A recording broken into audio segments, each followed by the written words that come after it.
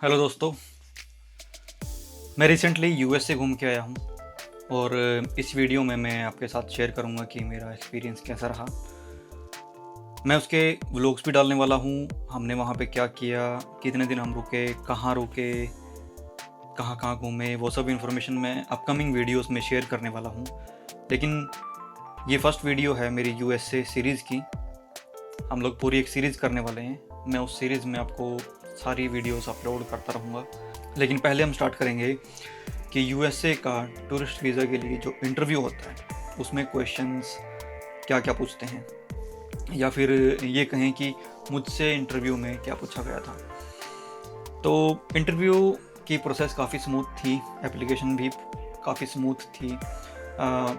अगर आप इस वीडियो तक आए हो तो आप ऑलरेडी ये जानते हो कि आपको यूएसए का वीज़ा अप्लाई करने के लिए DS-160 फॉर्म सबमिट करना पड़ता है ऑनलाइन।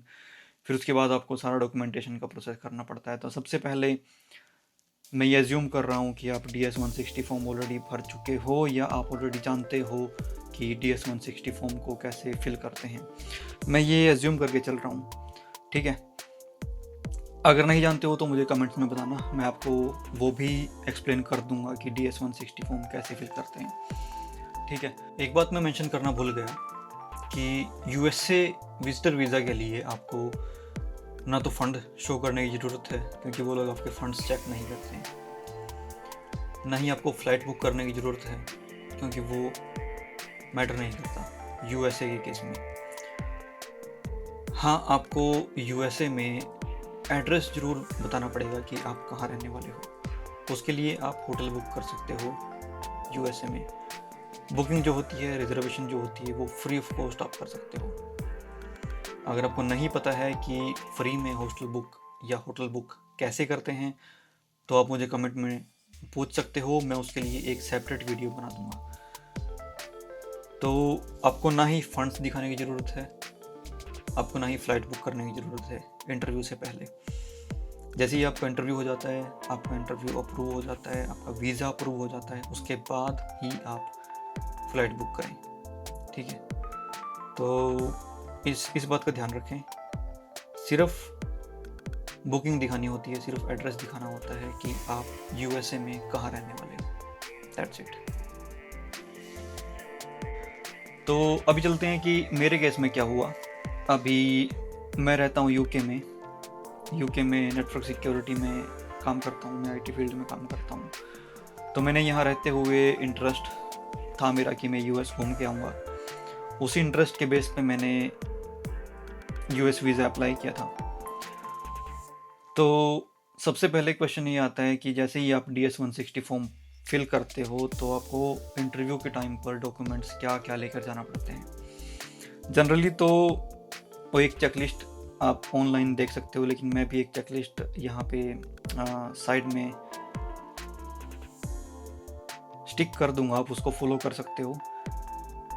मैंने ये सारे डॉक्यूमेंट्स मैं अपने साथ लेके गया था इंटरव्यू में, लेकिन स्ट्रेंजली उन्होंने जो डॉक्यूमेंट्स मुझसे लिए वो था सिर्फ मेरा पासपोर्ट और मेरा एम्प्लॉयमेंट लेटर, दैट्स इट, और एक फ़ोटो।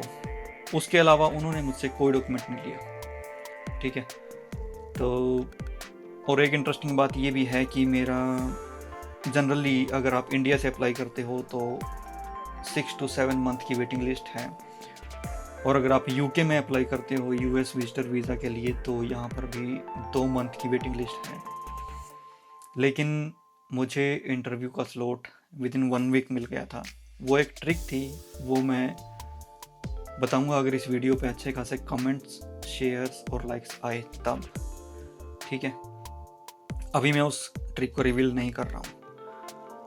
तो मुझे इंटरव्यू का स्लॉट मिल गया था विद इन 1 वीक, ठीक है। तो इंटरव्यू के डे पे आते हैं कि मैं अपने साथ क्या क्या लेके गया था। मैंने ऑलरेडी बताया कि डॉक्यूमेंट्स तो मैं सभी लेके चला गया था। अपने एम्प्लॉयमेंट लेटर लेके गया था, bank statement, credit card statements, अपनी marksheets, residential proofs, electricity bill, utility bills, सारे प्रूफ मैं अपने लेके गया था, आई कार्ड वगैरह सब कुछ।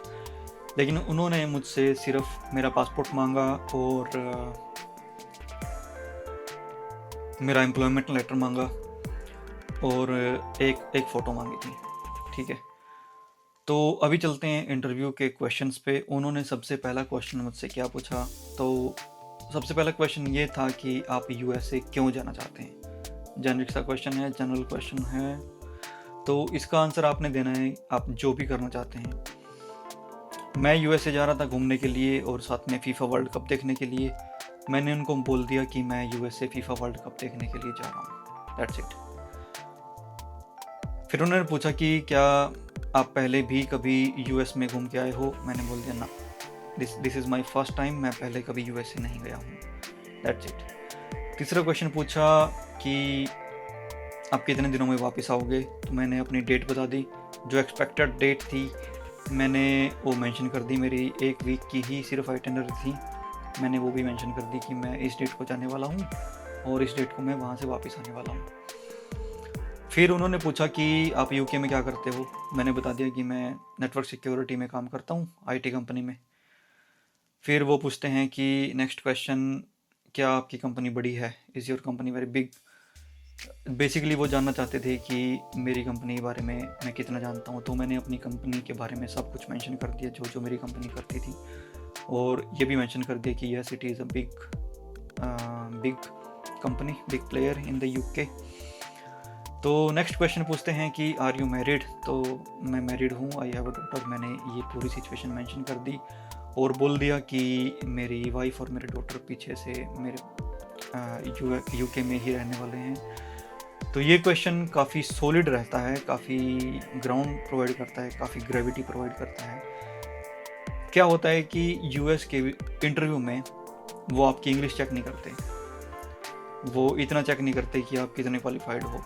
वो सिर्फ क्या देखना चाहते हैं कि आप यूएस जाके वहाँ से वापस आओगे या नहीं आओगे। ठीक है, अगर आपकी प्रोफाइल जेन्युइन है, स्ट्रॉन्ग इनफ है और इंटरव्यूअर को लगता है कि आप यूएसए जाके यूएसए से वापस आओगे, तो वो आपका वीज़ा डेफिनेटली अप्रूव कर देगा। लेकिन अगर उसने क्वेश्चन पूछा आपसे, जैसे वो पूछता है आपसे कि क्या आप यूएस में जाके काम करोगे, और अगर आपने यस बोल दिया तो आपका वीज़ा डेफिनेटली 101% रिजेक्ट होने वाला है।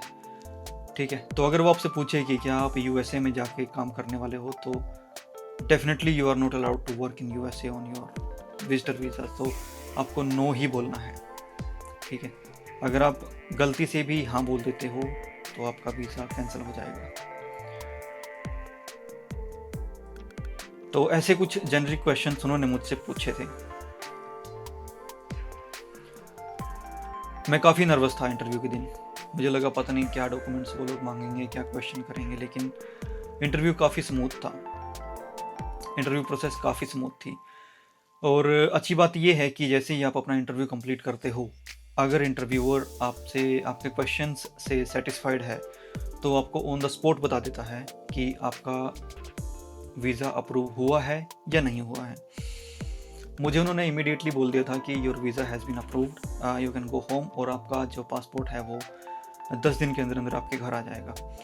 और लकीली फॉर्चुनेटली मेरा पासपोर्ट जो है वो फर्स्ट, जैसे मैं आज इंटरव्यू दे के आया, आज डेट है 17 जून, तो मेरा 20 जून को पासपोर्ट मुझे वापस मिल गया था विद प्रिंट। ठीक है, तो ऐसा मेरा एक्सपीरियंस रहा था, ऐसे ही मैं कुछ डॉक्यूमेंट्स लेके गया था। अगर आपको कोई इन्फॉर्मेशन चाहिए स्पेसिफिक, अगर आपको कोई डाउट है किसी भी क्वेश्चन के बारे में, किसी भी प्रोसेस के बारे में रिगार्डिंग यूएसए विजिटर वीज़ा, तो आप कमेंट में बता सकते हो, मैं उनका रिस्पॉन्ड करूँगा।